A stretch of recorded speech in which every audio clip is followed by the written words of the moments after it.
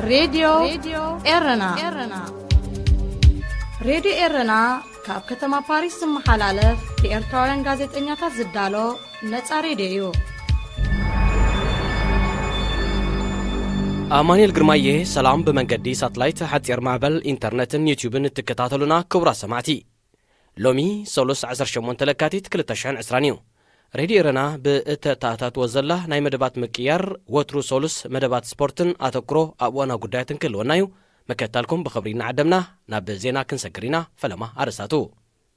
ديبي وورلد نا إمارات نودبات إيرترا يمحيشن يتسجنن مهلاو تقليتو أب أفريقا مرجع كايدن زي فلتا كلتا هاجرات منين سعود عرب جبوتن تسنح النقد وفرن كعبيا تسمامعن راديو إيرنا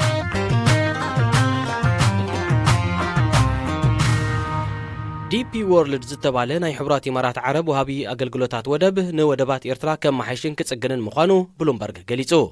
أتي معكن زينا كابتي دوبايز مدبرو تكال بإيميل نزرخبو حبريتا بمتكاس أب زقربو تسبساب منقس إيرترا بزغربو طلب أب ودبات إيرترا أقدستي أقحو نايمك إيارن كالئ تسجناو سرحتن كونترات كم زكايدي أرقاقيتو بلومبرغ كاوغن إيرترا توسخ حبريتا نمركاب زغربو حتو ملسي كم زي رخبات تغيسو حبرات إمارات عرب أب نقدن وتهدراو معلاتاتن زتكوري نا ودبات كارنا أفريقا نمكوت صار تبقسوتات كابت وسد أستات حموش تعامتو قريب الله نودب عسب نوتهدراو لوجستيكن من نهاريان التقلقلل الزلا حبرات إمارات عرب نودبات سوماليلاند ونمو نانو سمعت مختما أرسعن ديبي وورلد ناي دبي أقدمو ناقلقلوتات ودب جيبوتي نعسران حموشن عامتات نمونان زغتمو سممع منقسي جيبوتي سلازي عقبلو أب مونغو سريزويو بسنكو دمات ناي دبي تكالن منقس جيبوتن أب بريطانيا بزركب بيت فردي أب مكرخار يركبو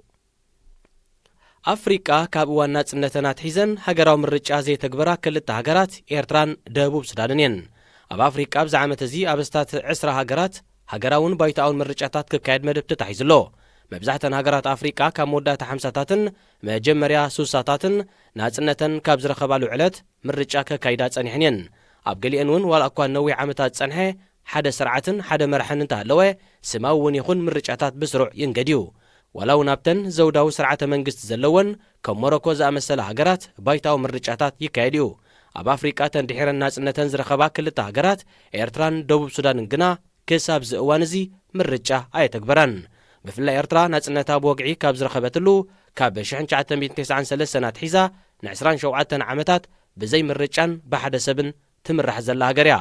إيرترا مرجع كايدا زي تفلت هاجر تراي زي كونت هاجراو بايتو وي بارلاما زبالون يبلان كاب السودان تفليا كاب كلتا شحن 11 حيزا ناصنتا زاوجت دوب سودانون نمرجع زمچ هواهو يبلان إن تبالت يتقلص اب منغو كلتا عبيتي قبيلاتات دينكان نويرن اب مفطات تركب دوب سودان غيزياو منغستن مقام حموشته معلتات ترايو تريفا زلو سعود عرب جيبوتن اب منغون زلو نقدن وفرن نمعبايو كم تسمع اقلقلو زينات هاجر حبيرو اتسمع استغتمه وكلت كلتين هاجرات بقدام 16 لكاتيت ابرياد ابزكايد وركبيو يخون بر زرزرنا يتركب ايتحبرن اب كلتا شن 18 اب منغو سعود عرب جيبوتن استخايده نقداو لوت 488 مليون دولار ويدما استات فرق بليون دولار كم زنبره اتي اقلقلو زين حبيرو ازي كمزيلون كلو بريزيدنت إيرترا تويسياس أفورقي اب سعود عرب مبصح يكايدالو ات بريزيدنت اب زباو قدات بزملكت نمزراب نغوس سلمان كم زعدمون تزي كوينو زتكورلوم نطبطات بزرزر ايتغلصن ات نغوس اقديمو نمرحت إيرتران جيبوتن نمشمغال تبغسوتات كم زوسده زفلتيو راديو إيرنا راديو إيرنا كاب كتما باريس محلالف بإرتاوين غازت إنياتا زدالو نتسا راديو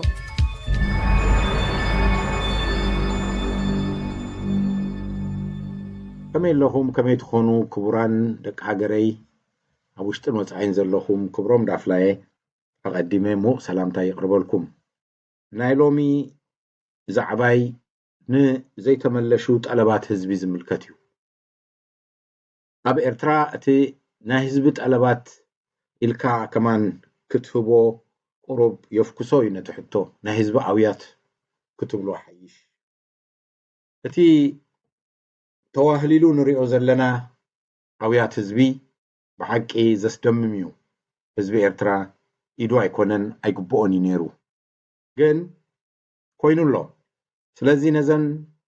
ነዚ ኣውያት ህዝቢ በብሓደ ክገልጾ ክፍትን እየ ከም ጠለባት ህዝቢ ነዚ ስርዓት እዚ ነቕርበሉ ዘለና እዚ ስርዓት እዚ ክምልሾ ከም ዘይኮነ ንፈልጥ ኢና ግን ክንሓቶ ኢና መወዳእታ ድማ በዚ ጠለብና እዩ ዝእለ ጠለብ ህዝቢ እናበዝሐ እናተዋህለለ ምስ መፀ ከም ማይ ዝበዝሖ ዲጋ ሓደ መዓልቲ ክፈርስ እዩ በይነይቲ ጠለብ ህዝቢ እዩ መወዳእታ ዝፈርስ ኣብ ታሪክ ከም ዝረኣናዮ ቀዲምካ ክትፈልጦ ኣይትኽእልን ኢኻ ንእሽተይ ትመስል ነገር ንሓደ ዓብይ ዝመስል ዘይፈርስ ዝመስል ስርዓት የፍርሶ እዩ ናይ ስርዓት ሃይለ ስላሴ ምፍራስ ምናልባት ሓደ ኣብነት ክኸውን ይኽእል እዩ ንጉስ ምስ ኩሉ ሓይሉን ምስ ኩሉ ገንዘቡን ምስ ኩሉ ዝነበሮ ኣብ ልዕሊ ህዝቢ ዝነበሮ ምልከትን ብሓንቲ ዘይትጠቅም ሕቶ ናይ ሰብ ታክሲ ክወድቕ ክኢሉ ምክንያቱ ሓደ ካብ ህዝቢ ዝመጽእ ኣውያት ዝእከበሉ ክትጾሮ ኣብ ዘይትኽእል ደረጃ ዝበጽሐሉ ኩነታት ይፍጠር መወዳእታ ድማ ብሓንቲ ንእስ ዝበለት ክትከውን ትኽእል ወይ ዘይተጸበኻያ ሕቶ እቲ ብምሉእ ሕቶታት ንቅድሚት መጺኡ ነቲ ስርዓት ከፍርሶ ይኽእል እዩ ንሕና እውን ነቲ ዘይተርፍ ምውዳቕ ናይዚ ስርዓት ንዳሎ ኢና ዘለና ኢና ንብል ዘለና ምክንያቱ እዚ ስርዓት እዚ ብጠለባት ናይ ህዝቢ ተዳኺሙ ክወድቕ እዩ እዘን ጠለባት እዚአን ወይ ኣውያት እዚአን በብሓደ ክገልፀን ክፍትን እየ ብዙሕ እዩ ዘሎ ንቅድም ዝጠቕሶ እቲ ናይ ህዝቢ ብሓፈሻ ኩልና ዜጋታት ነቕርቦ ጠለባት ነስምዖ ዘለና ኣውያት ክገልጽ እየ ኩልና ብሓባር ዝብፅሓና ማለት እዩ ካብኡ ድማ ማሕበራዊ ጉጅለታት ዝተፈላለያ ማሕበራዊ ጉጅለታት ድማ ንናተን ጠለብ ዘቕርብኦ ክሰርዖ ክፍትን እየ ኣብዚ ከይተበገስኩ ተረዲእዮ ዘለኹ ብዙሓት ኣነ ዝረስዓኽዎ ክምልኡ ምዃኖም እዩ ምክንያቱ ብዙሕ እቲ ጠለብ ኩሉ ድማ ክዝከር እቲ ዘዝምልከቶ ከቕርቦ ከሎ እዩ ስለዚ ነዚ ክትምልኡሉ ክትእርሞ ናባኹም ገድፎ ናይ ህዝቢ ጠለባት ኣብ ኤርትራ ከምዚ ዝስዕብ እዩ ንኩልና ዜጋታት ዝምልከት ኣውያት ጠለባት ብቐዳምነት መሰረት ኩሉ ዝኾነ ቅዋምና ይተግበር ብዘይ ቅድመ ኩነት ዝብል ጠለብ ሃገራዊ ባይቶና ይመለሰልና ቀፂልና ናይ ፖለቲካን ሃይማኖትን ሕልናን እሱራትና ብዘይ ወዓል ሕደርን ብዘይ ቅድመ ኩነትን ይፈትሑ ተኣሲሮም ዘለው መራሕቲ ሃይማኖታት ብዘይ ቅድመ ኩነትን ብዘይ ወዓል ሕደርን ይፈትሑና ተኣሲሮም ዘለው ኣመንቲ ምስልምናን ክርስትናን ብፍላይ ጴንጤን ጀሆቫን ወዘተ ብዘይ ቅድመ ኩነትን ብዘይ ወዓል ሕደርን ይፈትሑልና ንዓመታት ብግፍዒ ተኣሲሮም ዘለው መራሕቲ ሰራሕተኛታትን በዓሎም ሰራሕተኛታትን ብዘይ ቅድመ ኩነት ይፈትሑ ከም ኣብ ማይ ስርዋን ዓዲ ኣበይቶን ዝኣመሰሉ ሂትለራዊ መፅነቲ መዳጎኒታት ዝርከቡ ዜጋታትና ህዝብና ብቅፅበት ይፈትሑልና ኣብ ፈቐዶ ኤርትራ ኣብ ኣስታት ኣሽሓት መዳጎኒታትን ኣንደራትን ኮንቴነራትን ተኣሲሮም ዘለው ብፍላይ መንእሰያት ዜጋታትና ብቅፅበት ይፈትሑልና ብዘይ ሓደ ቅድመ ኩነት ድማ ይፈትሑልና ወዓል ሕደር ብዘይብሉ ይፈትሑልና ግዳያት ግፍዒ ኣዘዚ ሰራዊትን ሓለፍትን ኮይኖም ዝተረሸኑን ከቢድ ሃስያ ዝወረዶምን መንእሰያት ዜጋታትና ጉዳይ ኣብ ሕጊ ይቅረበልና ኣብ ልዕሊ ንጹሃት ዜጋታት ገበን ዝፍጽሙ ዘለውን ሰበስልጣን ኣብ ፍርዲ ይቅረቡ ናይ ስድራ ቤት እሱራት መሰላት ይከበር ዝተሓደጎም ንብረትን ገንዘብን ስራሕን ብቅፅበት ይመለሰሎም ካሕሳ ይከፈሎም ስንኩላን ኩሉ ኩናታት ሓለፋታት ይገበረሎም ኣበል ስራሕ ትምህርቲ ሕክምና ብነፃ ይወሃቦም ስድራ ቤት ስውኣት ኩሎም ኩናታት ሓለፋታት ይገበረሎም ኣብ ስደትን ፈቐዶ በረኻታትን ናይ ዝጠፍኡ ዜጋታትና ኣስማት ይገለጽ ኣብ ፈቐዶ በረኻታት ንዝጠፍኡ ዜጋታትና መዓልቲ ዝኽሪ ይገበረሎም ንዜጋታትና ንውሽጣዊ ኣካላቶምን ንነፍሶምን ዝሸጡ ኣዘዝቲ ሰራዊትን ሰበልቲ ስልጣንን ኣብ ሕጊ ይቕረቡ ኣብ ላምፔዱዛ ኢጣልያን ፈቐዶ ኣጻምእን ከምኡውን ፈቐዶ ኣጻምእን ባሕርን ናይ ዝተቐዘፉ ዜጋታትና ኣስማት ይዘርዘር መዓልቲ ዝኽሪ ይገበረሎም ንዜጋታቶም ግዳያት ሞትን ስቅያትን ማእሰርትን ክኾኑ ንባዕዳውያን ሓይልታት ኣሕሊፎም ዝሃቡ ዲፕሎማሰኛታት ሰራሕተኛታት ኤምባሲ ኤርትራ ኣብ ቅድሚ ሕጊ ይቕረቡ ብዘይ ናይ መስርሕ ቤት ፍርዲ ምእሳርን ምግፃዕን ዜጋታት ደጊም የብቅዕ ብፖሊስን ብፀጥታን ኣብ ልዕሊ ዜጋታት ዝካየድ ምግሃስ መሰልን ምፍርራሕን ተህዲድን የብቅዕ ብረት ንሰላማዊ ህዝቢ ምዕጣቕ ደው ይበል ብዘይ ድሌትና ህዝባዊ ሚሊሻ ኣይንኸውንን ብረት ኣይንዓጥቕን ብብልሽውናን ብገበንን ዝተጨማለቑ ሓለፍቲ ሰራዊትን ሓለፍቲ መንግስትን ኣብ ሕጊ ይቕረቡ ብክቱር ስእነትን ኣስቦን ዝሳቀዩ ዜጋታትና መከላኸሊ ረድኤታት ይገበረሎም ውሕስነት መግብን ጽሩይ ማይን ናፃ ሕክምናን ይገበረሎም ንመሰላትና ዝምልከት ኣብ ኩሎም ጽፍሕታት ምምሕዳርን ባይቶታት ናይ ምምራጽ መሰላትና ይከበር ኣብ ውሽጢ ሃገርን ወፃእን ኣብ ድሌትና ብነፃ ናይ ምንቅስቃስ መሰልና ይከበረልና ብግቦን ብብልሽውናን ዝተጨማለቁ ሰራሕተኛታትን ሓለፍትን ትካላት መንግስቲ ኣብ ሕጊ ይቕረቡ ፖለቲካዊ መርገፂና ብዘይገድስ ዓድና ናይ ምብፃሕን ናይ ምምላስን ናይ ምቕማጥን መሰልና ይከበረልና መንግስቲ ኣባይትና ናይ ዘፍረሰልና ካሕሳ ይክፈለና መንግስቲ ብምስምስ ምቕያር ናቕፋ ዝወረሶ ገንዘብና ብዘይ ቅድመ ኩነት ይመልሰልና ኣብ ጤሳ መሬትና ዘሎና ሙሉእ መሰል ይከበረልና ናይ ወርቅን ማዕድናትን ሃብትና ኣታውን ወፃእን ይነገረና ገንዘብና ኣበይ ከም ዘሎ ይገለጸልና ብሕታዊ መራኸቢ ብዙሃን ናይ ምቋም መሰላትና ይከበር ፖለቲካዊ ሰልፍታትን ውድባትን ናይ ምምስራት መሰልና ይከበረልና ኣብ ውሽጣዊ ጉዳያት ካልኦት ሃገራት ኢድ ምትእትታው ደጊም የብቅዕ ስርዓተ ኩፖን ኣድላይነቱ ብሃገራዊ ባይቶ ክሳብ ዝጸድቕ ደው ይበል መንግስትን ህግደፍን ኣብ ጉዳያት ሃይማኖት ዶም የልዕሉልና هذه إذاعة إرنا هنا إذاعة إرنا الدولية ንደቂ ኣንስትዮ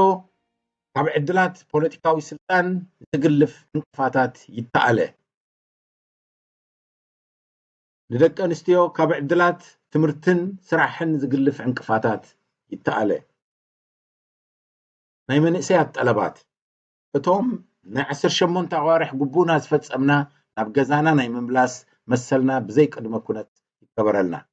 በሃገራዊ ባይቶ ውሳኔ ክሳብ ዝግበረሉ ጉቡእ ሃገራዊ ኣገልግሎት ብዘይ ቅድመ ኩነት ደው ይበል ወታደራዊ ምሕደራ ካቢነ ቁልጥር ዩኒቨርሲቲታትን ኣብያተ ትምህርትን የልግሰልና መፈልፈሊ ኩሉ ግፍዕን ዓመፅን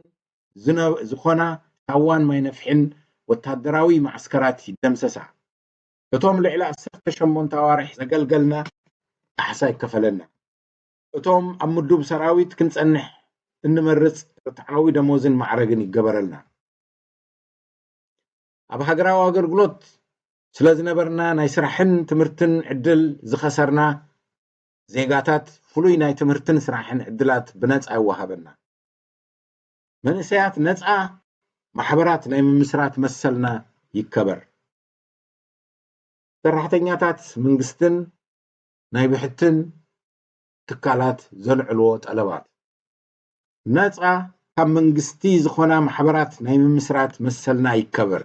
ሓኮስኤ ኣይውክለናን እዩ ካብ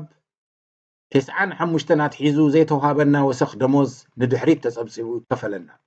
ህሉ ደሞዝና ምስ ክብርና ብራይ ማዕራረየልና ብድሌትካ ካብ ስራሕ ናይ ምስንባትን استحقاق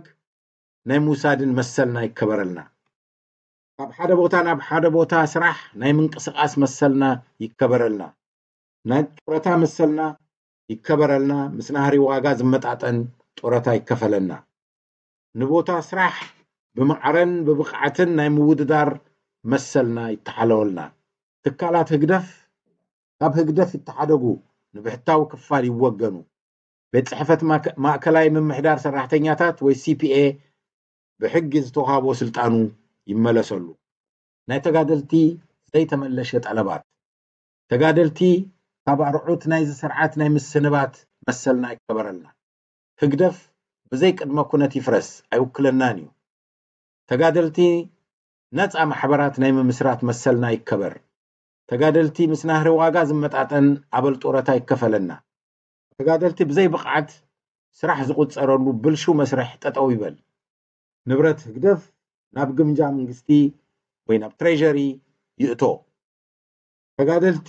ኩለን ውድባት ዝኾና ሓለፋ ብማዕረ ናይ ምርካብ መሰልና ይከበረልና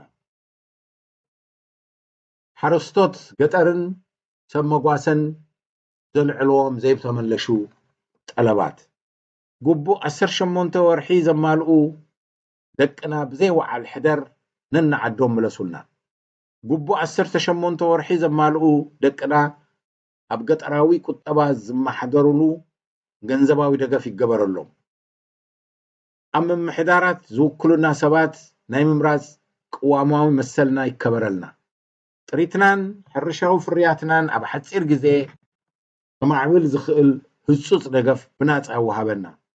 ተራድኦታት ናይ ምምስራት መሰልና ይከበረልና ፍርያትና ናብ ዝደለናዮ ዕዳጋ ውሪድና ናይ ምሻጥ መሰልና ይከበረልና ናይ ሰብዋኒ ንግዲ ወይ ነጋዶ ዘይተመለሱ ጠለባት ኣብ ዝመረጽናዮ ዓይነት ንግዲ ገንዘብ ናይ ምውፋር መሰልና ይከበረልና ብህግደፍ ዝካየድ ጸሊም ዕዳጋ ህግደፍ ንግዲ ፍቃዳቱ ወይ ሊቸንስኡ ብዘይ ቅድመ ኩነት ተሓደግ ትካላት ህግደፍ ንብሕታውያን ሰብዋኒን ይወገኑ ንንጹሃን ዜጋታት ተሓሪሙ ንተሓባበርቲ ህግደፍ ዝተዓደለ ሊቸንሳታት ይተሓደግ ዝተሓደግናዮ ናይ ምህናጽ ናይ ኮንስትራክሽን ናይ ምምፃን ምልኣኽን ኢምፖርት ናይ ሸርፍን ሓዋላን ወዘተ ሊቸንሳታት ይመለሰልና ዶላር ካብ መንግስቲ ናይ ምርካብ መሰልና ይከበረልና ዕዳጋ ሸርፊ ባጤራታት ካብ ናፃ ዕዳጋ ናይ ምዕዳግ መሰልና ይከበረልና እንደገና ከምብባይ እዚኣ ሸርፊ ባጤራታት ካብ ናፃ ዕዳጋ ናይ ምዕዳግ መሰልና ይከበረልና ነዳድን ኤሌክትሪክን ዝኣመሰሉ ኣድለይቲ እትዋት ብርትዓዊ ዋጋ ናይ ምርካብ መሰልና ይከበረልና መንግስቲ ኢዱ ካብ ቤት ምክሪ ንግዲ ኤርትራ ቻምበር ኦፍ ኮመርስ የልዕለልና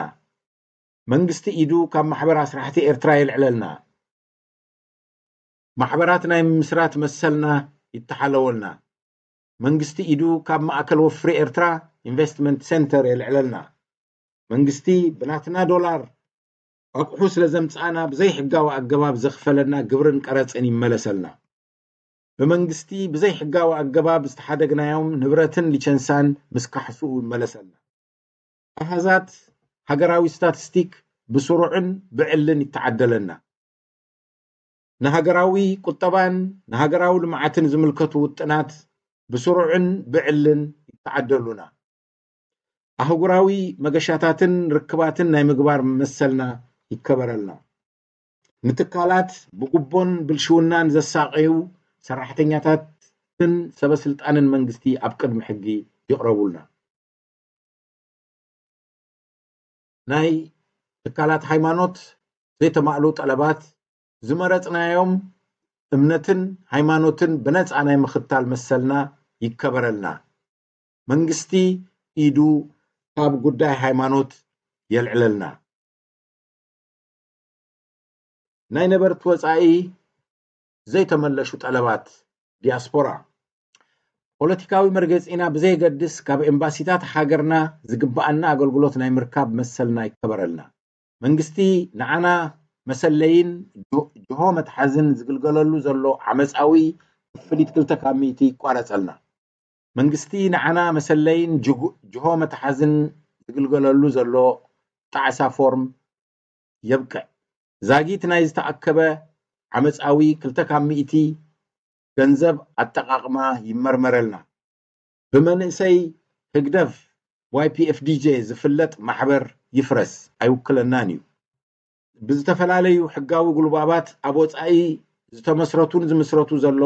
ዘለውን ባምቡላ ማሕበራት ህግደፍ ይፍረሱ መንግስቲ ካብ ጉዳያት አብያተ ክርስቲያን ኢዱ ይልዕል بجنزب هزبي زدالو فستيفالاتن دقساتن يبقى كلهم امباسادراتن سرحتنياتاتن امباسيتات نعانا هزبي زي وكلو سلازخونو نعدوم يتقرزولنا إذن بقار تقصد سنحكو بعقمي زدالو خو عب نوح جزير ما مسكالوت زيغاتات كزارب كلوخو زوهاللكو طلبات هزبيو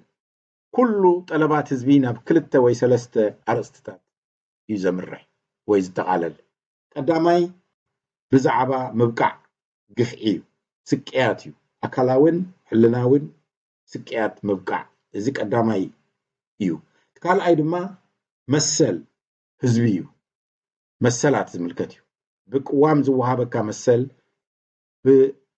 نمكاب نمنقسقاس نمنت نمسحاف زملكت مسلات محداق نعو زملكت اللوو سلازي زي تملشو طلباتن اوياتن هزبي يوم ممرحينا نحنا نزي سرعات زي زي ندليو زلنا نزي طلبات زي كملش سلازي كعلن سلازي دلن زلون كمون بمدب أنصار يخيد مهلاونيو اتي النقومو محبر ويودب ويمنقسقاس كل شيء نزيوم طلبات زيوم ابقد بيت كسرع يقبا بفلاي اتي غزي زيهب ناي زيغاتاتنا هيوت زحلفلو زلو ابقداماي يزتقسقو غفعتات تطاو كبلالو ابيات ما اسرت كلهم كفوتو لو كلهم تخفيتهم معصوم كفيتهم دما ابو زلو زيغاتات نصع خونو لو بزي قدم كونت ازيو طلب حزبي نزي طلب حزبي حزنا دما نزي سرعات زي ب اسقداد كاب سلطانو كنلغسو نورادب زلنا كبروم دافلاي زودح راديو إرنا راديو إرنا كاب كتما باريس محلالف بإرتوالن غازيتنياتا زدالو نص راديو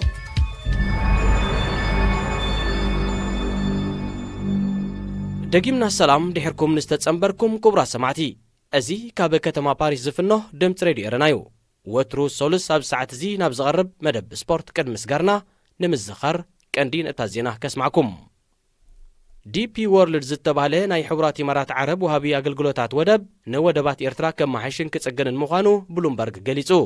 እቲ ማዕከን ዜና ካብቲ ዱባይ ዝመደበሩ ትካል ብኢሜይል ንዝረኸቦ ሓበሬታ ብምጥቃስ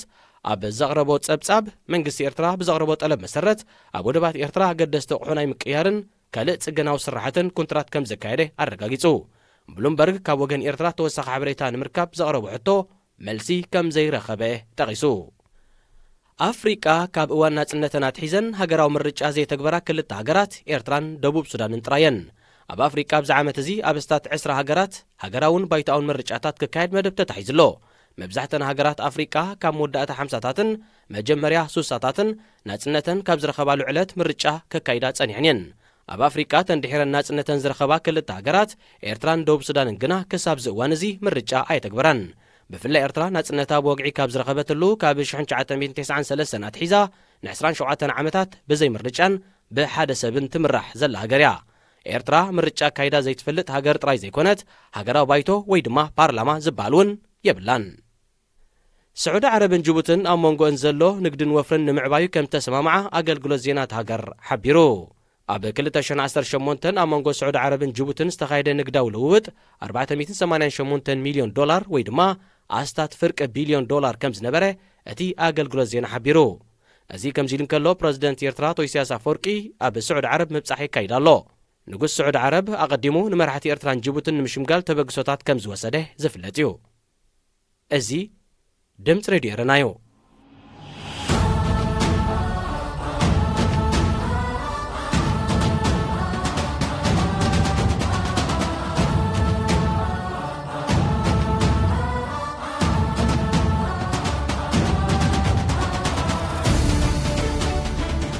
سلام كمي تغنيوز خبركم تغتاتلت مدب سبورت أبناي لهم مدبنا استفلالي حبريتات سبورت حيزنا لكم قريبنا لنا مكتالكم بخبرنا عدم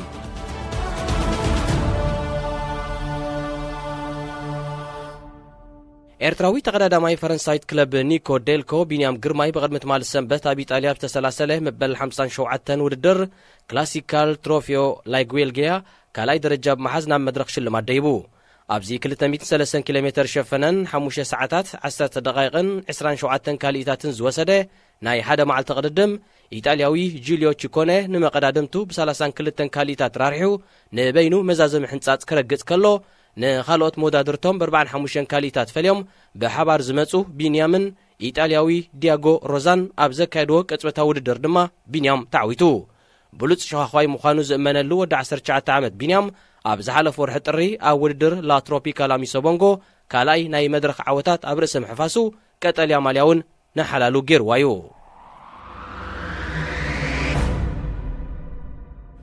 ኣብ ኣፍሪቃ ቶም ዝዓበዩን ብዩሲኣይ ናይ 2.1 ደረጃ መዐቀኒ ዝተሰላዓሎምን ውድድራት ቅድድም ብሽክለታ ዙር ሩዋንዳን ዙር ላ ትሮፒካል አሚሶቦንጎን እዮም ኣብ ዝሓለፈ ሰሙን ዙር ሩዋንዳ ካብ 23 ለካቲት ክሳብ ባሕቲ መጋቢት ከም ዝካየድን ሃገራዊት ጋንታ ኤርትራ ድማ ንተቐዳደምቲ ያዕቆብ ደበሳይ ናትናኤል ተስፋጽን ዳዊት የማነ ሲራክ ተስፎምን ሄኖክ ምሉብርሃንን ሓቂፋ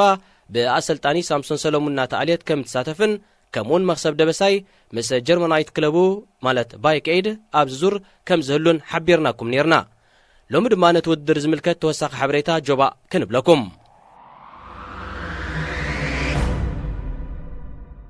ሎም ዘበን መበል 12 ግዜ ዝካየድ ዙር ሩዋንዳ ኣብ 2009 ይፈሊሙ ኤርትራ ድማ ብደረጃ ሃገራዊት ጋንታን ብደረጃ ክለብን 9 እዋናት ተሳቲፋ በውሉል ጊዜ ኣብ 2010 ዳንኤል ተኽለ ሃይማኖት ኣብ 2019 መርሃው ቅዱስ ብጫ ማልያ ክውንኑን ከለው ኣብ 2010 ናትናኤል ብርሃኔ ኣብ 2016 ከምውን ኣብ 2017 መትከል ኢዮብ ካልኣይ ደረጃ ሒዞም ብዘይካዚ ኣብ 2013 መትከል ኢዮብ ኣብ 2014 ኣሮን ደብረጽዮን ኣብ 2016 ተስፎም ዕቁባ ማርያም ሳልሳይ ተርታ ብመሓዝ ንፖድዮም በቂዖም ኣብዚ ሩዋንዳ ዝበዝሐ ናይ መድረኽ ዓወታት ብምምዝጋብ ክብረ ወሰን ሒዞም ዘለው ተቐዳደምቲ ኣብዚ ናይ ሎሚ ዓመት ውድድር ምስ ማሌዥያዊት ጋንቱ ክሳተፍ ምዃኑ ድሒሩ ተረጋጊጹ ዘሎ መትከል ኢዮብን ሩዋንዳዊ ቫለንስ ንዳሳይንጋን ክኾኑ ከለው ኣብ 5 መድረኻት ንመተሃላልኽቶም ቀዲሞም ሕንጻጽ ረጊጾም ብደረጃ ሃገር እውን ኤርትራውያን ተቐዳደምቲ 23 ግዜ ንመወዳድርቶም ብምስዓር ክብረ ወሰን ጨቢጦም ኣለው ነዚ ታሪኽ ዝሰነዱ ተቐዳደምቲ 12 ክኾኑ ከለው መትከል ኢዮብ 5 መክሰብ ደበሳይ 4 መራዊ ቅዱስ 3 ፍረቓልቲ ደበሳይን ሜሮና ማንኤልን ከክልተ ናትናኤል ብርሃኔ ዳንኤል ተኽለ ሃይማኖት ዳዊት ሃይለ ሜሮን ተሾመ ተስፎም ዕቁባ ማርያም ቢንያም ግርማይን ያዕቆብ ደበሳይን ድማ ነፍሲ ወከፎም ሓደ ግዜ ቀዳማይ ብምዃን መስመር ዓወት ረጊጾም ብዕድመ ዝነኣሰ ተሳታፍን ተዓዋቲ ዙር ሩዋንዳን መርሃዊ ቅዱስ ኮይኑ ኣብ 2012 ኣብዚ ውድድር ድማ ንፈለማ ግዜ ክሳተፍን ክዕወትን ከሎ ወዲ 18 ዓመትን 301 መዓልታትን ነይሩ بمسرة حبريتا فدريشن قدم بشكلة رواندا نزر رواندا بنفس وكف عمد كباب 3 مليون أفكارت سبورت بأكالن بخال استفلالي معكنا زينان يكتاتلوه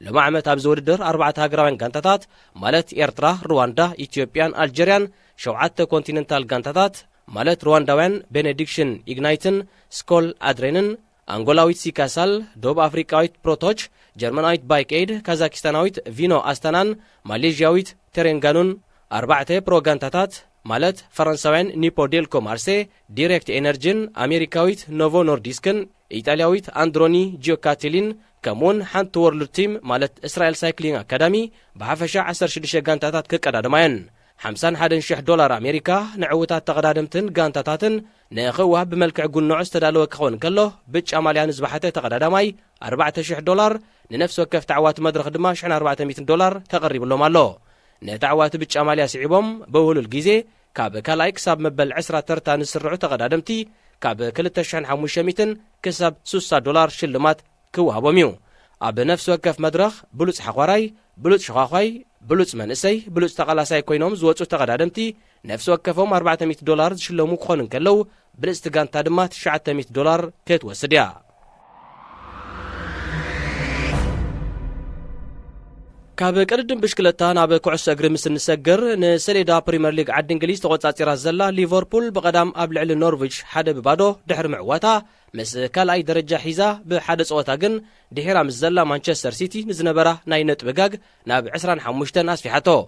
نزغاغزي اسلطاني ليفربول يورجن كلوب عبدانيو انا نبعلي بزح بلي حيكونكون نخغلصو يصغمنيو بمبال اغراموتو غليصو أبزي ناي قدام قطم نسلسته قناه بمقداتي كاميدا ريحو زغنه ساديو ماني بدهر عرفت تغير بمئتاو نانكو شوتو ناي تاصوتا بموصر ندغفت ليفربول بجول تمليسوم اذا جول زيا نساديو ماني ناب انجليز كاب زمص مبل 100 شتو كتكون كلا ماليا كلب ليفربول لبيسو 75 من ساوثهامبتون كوين دما 25 وانات نلدات كالوت غانتاتات عنديرلو زودي شامبيون بريمير ليج مدفع 99 ميتاوي تارغاغيت زلا ليفربول أبزوان زي علمان هنكوتا دقفتان نتي كاب 2003-2004 جميرو بأرسنال تباحيتو زلو كبروسن زي تسعرنت نمسباري كوين زلو بقدام نخبري زي تسعرنتا ناب 4 صوتاتات زبرغت ليفربول نكبروسن أرسنال نمتعرراي شدشت صوتاتات تهريف والو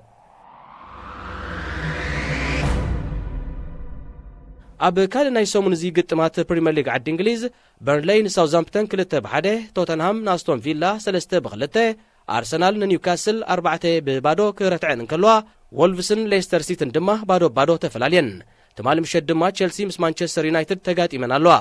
مانشستر يونايتد اب 1996 عمته وددر 75 نطب بمكاب شامبيون بريمير ليج نمخان زبقعت كتكون انكلا اب زوانزي 76 نطب زلوا ليفربول دما نازمت انزي درو اب 26 صوتاتات حليفاتولا نحقتات فاينانس فير بلاي بزي مخبره بمحبر كعس اجري اوروبا مالت يفا نكل تعامتات كاب زخونه يكون اوروبا وددرات زتانغدت 51 نطبي او هليلا زلا مانشستر سيتي انصار ويستام تكايدو زحلف سمون تسغاغر قطم نربع ساعه 10 فرقان مشت نخت السالطو مدب تحيزلالو ليستر سيتي ب50 تشيلسي ب41 توتنهام ب4 شيفيلد ب39 وولفسن ايفرتون ب36 مانشستر يونايتد ب35 أرسنال ب34 نطبي كاب سالساي كسب 10 درجة تريلن يركبا أقدمو كم تقلصه مانشستر سيتي نكل تعامتات اب اوروبا ودرات نغيتساتف تخل كلاب مهلوا لو عمت 5 درجة حيزات فتصم غانتا نسيتي تكيا اب شامبيونز ليج اوروبا كتاتيا ስለዝኾነ ድማ ካብ 4 ክሳብ 13 ተርታ ተሰሪዕን ዝርከባ ጋንታታት መቃን ፍልልየን ኣብ ውሽጢ 10 ነጥቢ ጥራይ ተሓፂሩ ብምህላው ክሳብ 5 ደረጃ ንምእታው ሓያል ቃልስን ህልኽን ከንፀባረቓ ተፅቢታሎ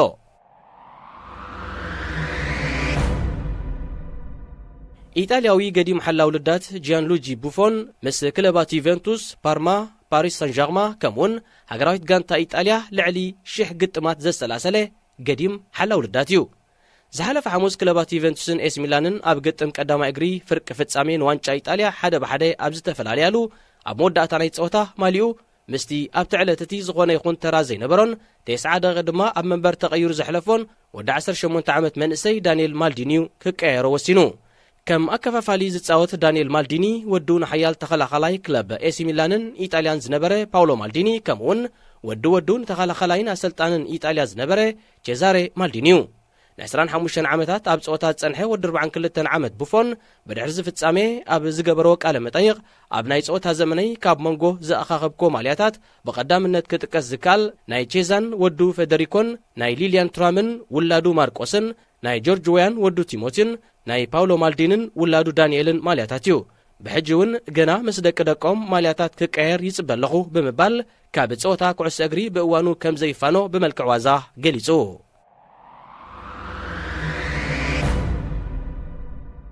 ዳቪድ ሊንደ ይበሃል ሽወደናዊ ኮይኑ ደጋፊ እንግሊዛዊት ክለብ ቶተናም እዩ ዝሓለፈ ወርሒ ግንቦት ቶተናም ናይ ኣያክስ ዒራ ናብ ግጥም ፍጻሜ ዋንጫ ሻምፒዮንስ ሊግ ኤውሮጳ ብድሕሪ ምሕላፋ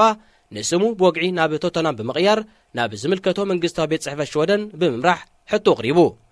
ይኹን እምበር እቲ ቤት ጽሕፈት ንጠለብ ሊንደ ከማልእ ፈቓደኛ ኣይነበረን በስም ዘፍቅራ ጋንታ ንኽጽዋዕ ዝቖረጸ ሊንደ ብኡ ንብኡ ጠበቓ ብምቕጻር ናብ ቤት ፍርዲ ኣቕኒዑ ዝሓለፈ ሰሙን ድማ እቲ ቤት ፍርዲ ሊንደ ቶተንሃም ብዝብል ስም ንኽጽዋዕ ወሲኑ ድሌቱ ዝተማልኣሉ ሊንደ ኸኣ ባህገይ ሰሚሩለይ እዚ ክስተት እዚ ልክዕ ኣብ ተወሳኺ ሰዓት ጎል ከም ዘእተኸየ ዝሓስቦ ብምባል ሓጎሱ ገሊጹ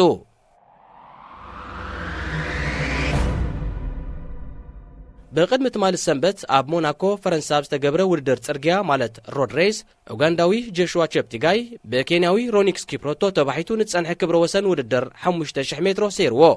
ወዲ 23 ዓመት ቸፕቲጋይ ነቲ ውድድር ንኽፍጽም 12 ደቓይቕን 51 ካልኢታትን ዝወሰደሉ ክኸውን እንከሎ ንናይ ኪፕሪቶ ግዜ ብ27 ካልኢታት እዩ ኣማሒሽዎ ብዘይካዚ ቸፕቲጋይ ኣብ ዝሓለፈ ወርሒ ታሕሳስ 2019 ኣብ ቫለንሺያ ስፓኛ ንናይ 10,000 ሜትሮ ርሕቀት ብ26 ደቓይቕን 38 ካልኢታትን ብምዝዛም ከምኡውን ኣብ 2018 ኣብ ሆላንድ ንናይ 15,000 ሜትሮ ቅድድም ብ41 ደቓይቕን 5 ካልኢታትን ብምውዳእ ኣቐዲሙ 2 ክብረ ወሰናት ወኒን እዩ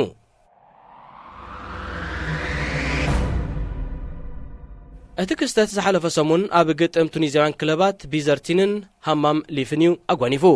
ክልቲአን ክለባት ሓደ ብሓደ እናሃለዋ ኣብ መበል 73 ደቂቕ መሐመድ የከን ናይ ዝተባህለ ተጻዋታይ ክለብ ቢዘርትን ጫማ ሞሊቑ ኣብ ጥቓ ብገምጋም ወዲ 13 ዓመት ዝኸውን ኩዕሶ ዘቐብል ቆልዓ ይበጽሕ ቆልዓ ሆየ ድማ ነቲ ጫማ ናብ ዋኑ ኣብ ክንዲ ዝመልሶ ካብ ባይታ ልዒሉ ናብ ግዳም ገጹ ናብ ተዓዘብቲ ወርወሮ ብተግባር እቲ ቆልዓ ዝነደረ መሐመድ እናጎየ መጺኡ ነቲ ቆልዓ ብብርኩ ደሰቖ ዳኛ ድማ ግዜ ከይወሰደ ንመሐመድ ቀይሕ ካርድ መዘዘሉ ፀወታ ቀጺሉ 7 ደቂቕ ምስ ተቆጽረ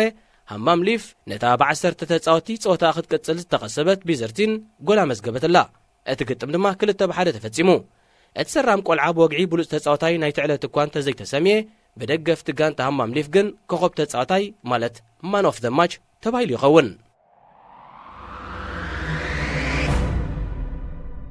ኣርኬ ዝተባህለ ደጋፊ ክለብ ሊቨርፑል ዝኾነ ወዲ 5 ዓመት ቆልዓ ኩዕሶ እናተጻወተ እንከሎ መስበርቲ ስለ ዘጋጠሞ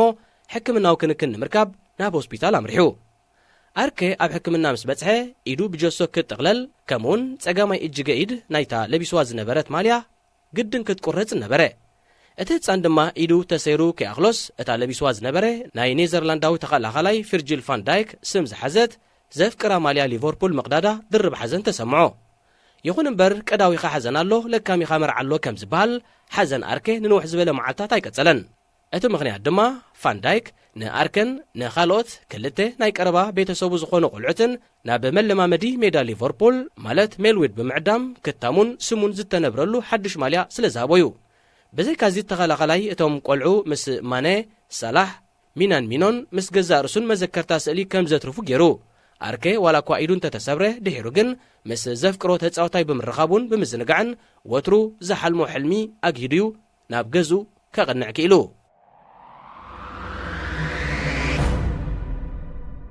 ቁመቶም ሓጸርቲ ዝኾኑ ደያኑ ዝያዳ ነዋሕቲ ደያኑ ቀይሕን ብጫን ካርድ ንተጻወቲ ከም ዝህቡ ኣብ ዝሓለፈ መዓልታት ዝተዘርግሐ ውፅኢት መጽናዕቲ ኣረጋጊጹሎ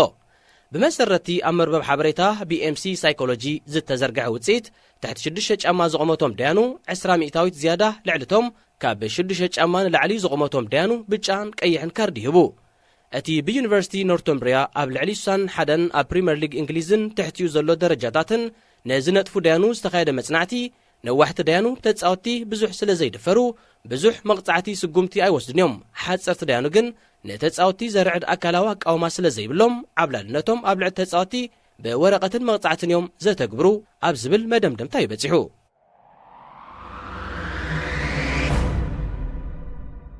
ኣጥቃዓይ ፖርቱጋላዊት ክለብ ፖርቶ ማሳ ማጌራ ብቕድሚ ትማሊ ብሰንበት ብደገፍቲ ናይ ቅድም ጋንቱ ክለብ ቪቶሪያ ደ ጎሜረዝ ዓሌታዊ ጸርፊ ዘኒብዎ እቲ ተወላዲ ማሊ ዝኾነ ተጻዋታይ ብድምፂ ህበይ ዝተሰነየ ዓሌታዊ ጸርፊ ዝወረዶ ንጋንቱ ዝዕወተት ጎላ መዝጊቡ ሓጎሱ ብምጽምባል እዩ ነቲ ብናይ ቅድም ደገፍቱ ዝተፈነወሉ ዓሌታዊ ሽካዕላል ክትጻውሮ ዘይከኣለ ማጌራ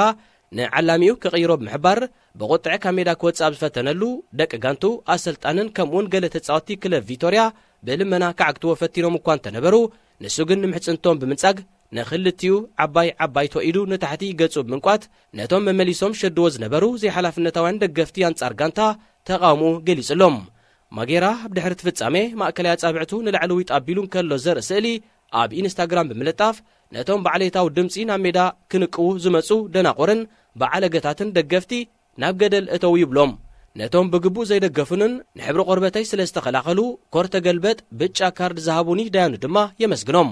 ኣብ ዝቕጽል እዋን ኣብ ኩዕሶ እግሪ ፈጺመ ንኸይረኽበኩም ተስፋ ገብር ናይ ብሓቂ ምሕፈርቲ ኢኹም ብዝብል ጽሑፍ ኣሰኒዎ ተጻወቲ ፖርቶ ወዲ ጋንቶኦም ብዓሌታዊ ጸርፍና ተዘለፈ ድጋፎም ንምሃብ ኣብ ክንዲ ምስ ማጌራ ሓቢሮም ካብ ሜዳ ዝወፁ ለሚኖም ኣብ ሜዳ ከትርፍዎ ብምፍታኖም ብዝተፈላለየ ወገናት ይንቀፉለዉ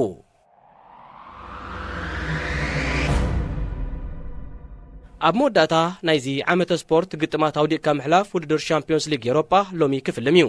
በቲ ወፂ ዘሎ መደብ መሰረት ካብ ሰዓት 11 ምሽት ጀሚረን አትሌቲኮ ማድሪድ አንጻር ሊቨርፑል ቦሩሲያ ዶርትሞንድ አንጻር ፓሪስ ሳን ዠርማ ጽባሕ ረቡዕ ድማ ኣብ ተመሳሳሊ ሰዓት አትላንታ አንጻር ቫሌንሺያ ቶተናም አንጻር ራዘንባልስፖር ላይፕዚግ ናይ ቀዳማይ እግሪ ርክባተን ከካይደን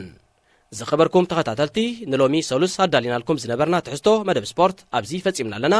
ዝመጽእ ሰሙን ብኻልእ ትሕዝቶ ክሳብ ንራኸብ ኩልና በብዘለናዮ ሰላምን ጥዕናን ሬድዮ ኤረና ሬድዮ ኤረና ካብ ከተማ ፓሪስ ዝመሓላለፍ ብኤርትራውያን ጋዜጠኛታት ዝዳሎ ነፃ ሬድዮ እዩ